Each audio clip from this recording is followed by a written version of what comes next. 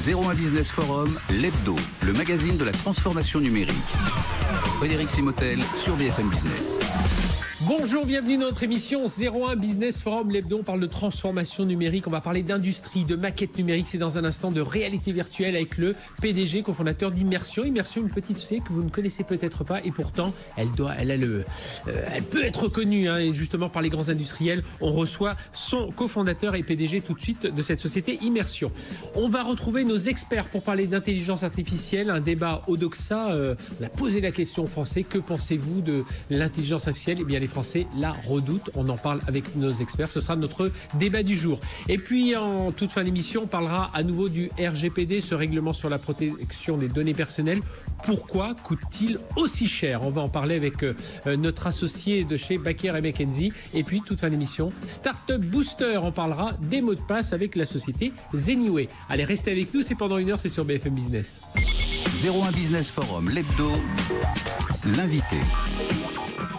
On va parler maquette numérique et justement comment cette maquette numérique, cette réalité augmentée, cette réalité virtuelle, ces solutions d'impression 3D, non de vision 3D rendent l'industrie augmentée, rendent l'industrie intelligente. On en parle avec Christophe Chartier, il est cofondateur et PDG d'Immersion. Bonjour. Bonjour. Christophe, merci d'être avec nous. Alors Immersion, pour ceux qui ne vous connaissent pas, qui sont peut-être pas dans cet univers des solutions 3D, c'est environ 500 clients à travers le monde.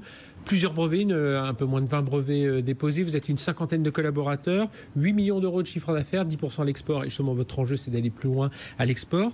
Ma question, c'est, vous êtes né en 94. Qu'est-ce qui fait qu'aujourd'hui, parce qu'on entend tous parler de maquette numérique, on entend tous parler de réalité augmentée. Qu'est-ce qui fait qu'aujourd'hui, vous ne vous soyez pas développé plus vite avec Immersion? Je pense qu'on entend de plus en plus parler de la maquette numérique, c'est vrai, mais elle n'est pas encore dans les usages au quotidien des industriels. On peut compter majoritairement, c'est vrai que nos clients aujourd'hui, 30% de nos clients sont du CAC 40, donc c'est des clients qui ont bien compris ces enjeux très tôt de l'utilisation de la maquette numérique, et donc nous les accompagnons dans ces usages de réalité virtuelle depuis 24 ans. Aujourd'hui, le marché grandit. Il n'en reste pas moins que même si c'est pas une explosion encore, la 3D se répand de plus en plus, des nouveaux marchés arrivent, comme le BIM, tout ce qui est Building Information Modeling, qui permet aujourd'hui de capitaliser sur un seul format les informations d'un bâtiment. Donc c'est un mouvement qui avance de plus en plus et qui offre des perspectives de plus en plus importantes. Alors expliquez-nous, parce qu'on est une émission à la fois radio-télé, alors on voit les images qui passent, mais que fait exactement Immersion? Voilà, s'il faut décrire ça des personnes qui nous suivent en radio, c'est autour de la réalité augmentée, de la 3D, voilà, on est en immersion, c'est le nom de votre entreprise. L'enjeu de cette technologie, c'est de pouvoir plonger des collaborateurs, des décideurs, des acteurs aujourd'hui de la construction. Par exemple, on peut prendre un exemple comme Renault, constructeur automobile, qui depuis bientôt 30 ans utilise cette technologie pour faire quoi? Donc elles sont constituées souvent de grands écrans. On connaît bien le casque aujourd'hui qui est de plus en plus répandu dans le grand public, mais ce sont pas uniquement ces réponses-là, c'est aussi des grands écrans et les opérateurs chaussent des lunettes relief, vont pouvoir s'immerger parce que le champ visuel est très large. Donc on est vraiment immergé dans la maquette de la voiture et on va pouvoir concevoir, prototyper, innover, explorer une nouvelle façon de concevoir, de pouvoir aussi faire du design, de pouvoir marketer aussi le produit, tester les couleurs, les environnements, et tout ça sous une forme interactive, ludique, on va dire presque, et qui permet aujourd'hui de réduire les temps de conception, d'avoir des time to market beaucoup plus et de réduire les coûts aussi certainement, parce qu'aujourd'hui on parle de cloud, donc ça veut dire une puissance de calcul, une puissance de stockage de données, une puissance de traitement des images qui va coûter moins cher, c'est moins cher que d'avoir ses propres serveurs. Est-ce que vous pensez que là c'est quelque chose qui peut accélérer aussi votre progression, votre marché aussi dans ce domaine? Je pense que ce qui accélère aujourd'hui le taux de pénétration et l'évolution et l'usage de ces technologies, c'est la capacité à générer du 3D de plus en plus facilement, comme vous le dites, à travers des cartes graphiques, des partenaires comme Nvidia qui ont été un acteur fort de ces domaines et d'autres, le cloud qui donne accès à ces données de plus en plus rapidement.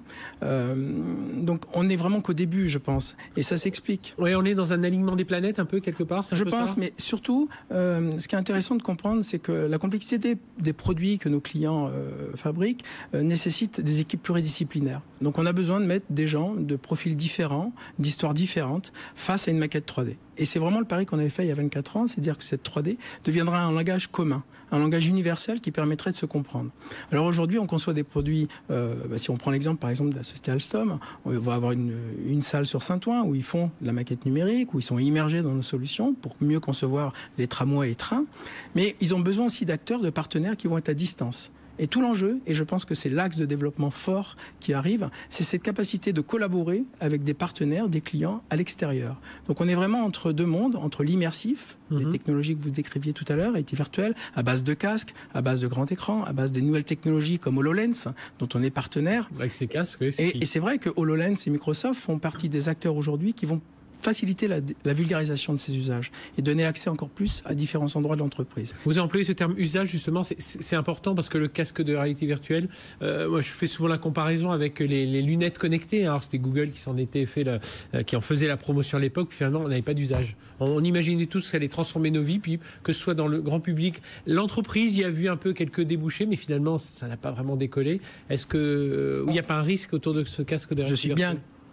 Conscient de ce phénomène et on l'a vécu depuis 2 ans où le casque est arrivé. Vous savez, les casques, ça fait un peu plus de 60 ans que ça existe et ça fait 24 ans qu'on en vend. J'ai retrouvé, parce que j'étais chez Zéro Informatique avant, j'ai trouvé un numéro datant de 1991 où on voit une personne avec un casque comme ceux qu'on voit d'aujourd'hui. Aujourd'hui, les casques, même à l'époque, ils ont toujours été moins chers qu'une salle de réalité virtuelle. Mais l'industriel a très vite compris qu'un casque, c'est une des réponses. Mais quand on veut collaborer, et c'est la complexité des produits aujourd'hui nécessite cette collaboration, on ne peut pas le faire avec un casque. C'est beaucoup plus compliqué. Alors l'apparition massive du casque, elle a eu un intérêt pour le buzz, ça fait vraiment un effet important.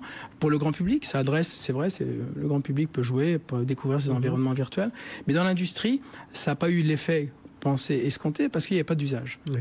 À quoi ça sert? Avant tout, c'est un métier, c'est comment on conçoit mieux, comment on partage mieux, comment on est plus agile. Et ces technologies, quand on les comprend, comme on le fait depuis 24 ans, on s'aperçoit que c'est un vrai outil de compétitivité, d'agilité pour les entreprises, pour mieux concevoir, plus vite, avec moins d'erreurs et avec des personnes qui sont distantes. Et ça, c'est l'enjeu.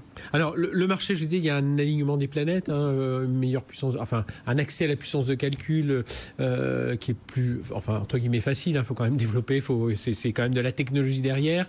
Des grands clients qui commencent vraiment à comprendre l'usage qu'ils peuvent avoir et tout ce que ça peut les aider dans leur réduction de coûts, pour aller plus vite sur un marché.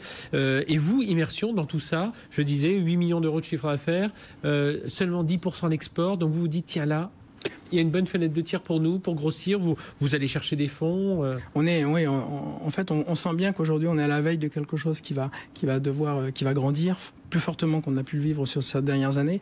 Et je reviens sur le mot collaboratif. On a développé il y a quelques années, c'est un produit qui est issu de la recherche, qui s'appelle Sharing, qui est une plateforme logicielle qui va permettre aux industriels de pouvoir travailler et de mettre la 3D au cœur de cette décision collective et de pouvoir travailler avec des collègues à distance qui peuvent avoir un casque, par exemple, avec des collègues qui ont une salle de réunion à Bordeaux et vous êtes à Paris, de pouvoir connecter les gens comme un Skype 3D, mais Sharing permet de pouvoir leur montrer aussi qu'une partie, parce qu'on n'a peut-être pas envie que des partenaires voient tout l'ensemble du produit. Exactement, c'est de montrer ce qu'on a besoin, avec une notion de sécurité bien évidemment.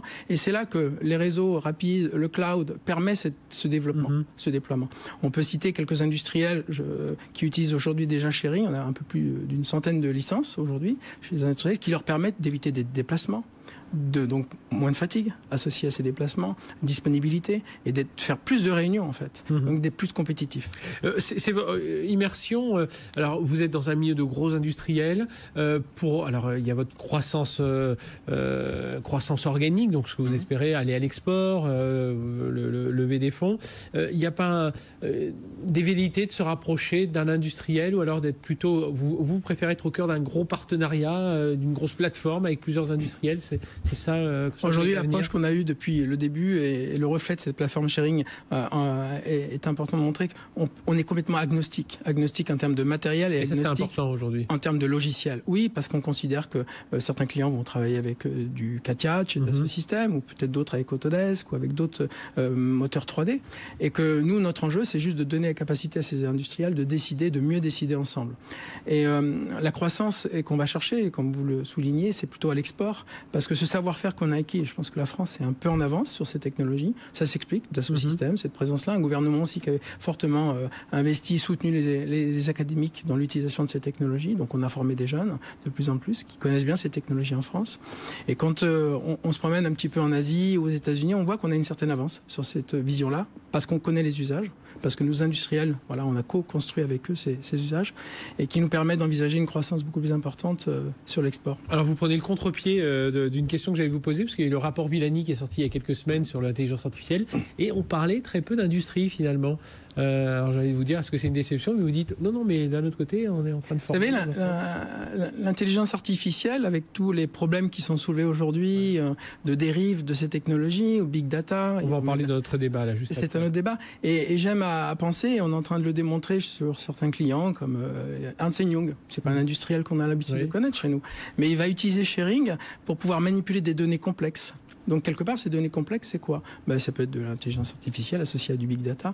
Donc, je pense, et nous pensons qu'en mettant, et c'est vraiment fort une valeur forte chez nous, c'est de mettre l'homme au cœur de cette décision. Et pour aller dans le sens de ce que vous dites, en mettant l'homme au cœur des décisions, grâce à cette plateforme sharing ou la réalité virtuelle, on se protège, un vrai rempart contre les dérives de ces technologies, tant que c'est l'homme. Et vous avez passé tout à l'heure un exemple qui m'intéresse beaucoup, avec une collaboration très forte avec le constructeur Renault Trucks, où on voit l'utilisation pour un opérateur de qualité. Il chausse un système HoloLens et il est dans un process de qualité. Avant l'apparition de ce dispositif, il cochait chaque étape sur un papier. La fatigue aidant, il pouvait être amené à faire des erreurs, bien évidemment, c'est l'homme. Donc on a réfléchi avec lui, mais vraiment discuter pour l'accompagner dans l'utilisation de ces technologies et pour qu'on puisse aujourd'hui l'alléger sur des charges cognitives, répétition, où il a très peu de valeur ajoutée. Par contre, sur des tâches complexes, on le remet vraiment au cœur de ça.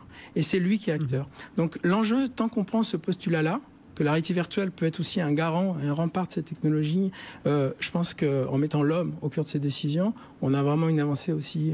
Et puis on le voit, je conseille à ceux qui nous suivent en radio d'aller sur en télévision, regarder en replay. Il y a un côté, il peut y avoir un côté ludique aussi. Voilà, il y a ludique. Ça transforme aussi la façon dont on imagine son métier, des cases à causer, des cases à cocher. Et là, vous savez, moi le côté ludique, nous on aime bien dire aussi qu'on a besoin, on parle tous de retour sur investissement, c'est important, et nous on est en train de pousser depuis quelques mois, voire années maintenant, le retour sur émotion. L'enjeu c'est que si on fait les choses avec plaisir et qu'on collabore dans un état d'esprit facilitant une bonne collaboration, donc de meilleures décisions, c'est ça tout l'enjeu. Et aujourd'hui, l'entreprise a besoin de mieux travailler avec un petit peu plus d'émotion au cœur de ses décisions. Eh bien, on va vous suivre en tout cas. Christophe Chartier, cofondateur et PDG d'Immersion. Suivez bien cette entreprise vraiment dans le domaine de l'industrie, mais dans plein d'autres domaines, tout ce qui est les solutions 3D, tout ce qui est la réalité augmentée. On en parle beaucoup ici sur BFM Business, mais il y a pas mal de choses à faire. Et justement, en France, on est plutôt bien placé, notamment avec des sociétés comme celle d'Immersion. Christophe Chartier, merci d'avoir été avec nous. Allez, restez avec nous sur BFM Business. Dans un instant, on parle d'intelligence artificielle. Qu'en pensent les Français? Oui, ils ont peur, ils voient des opportunités. Allez, on va voir ça avec nos experts. C'est tout de suite.